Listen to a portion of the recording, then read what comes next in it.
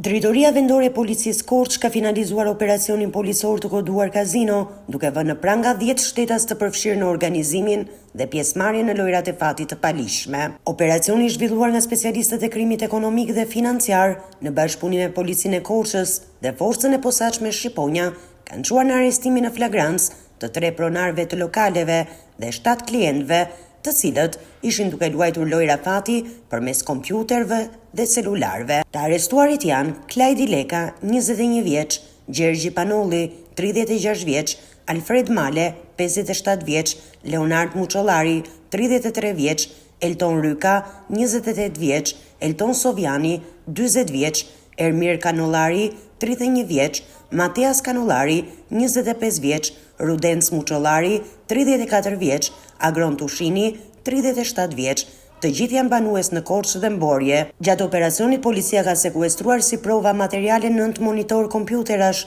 13 aparat celular, tableta dhe një sasi parash. Materialet procedurale tashmë kanë kaluar prokurorisë pranë gjykatës së shkallës së parë të Korçës për veprime të mëtejshme.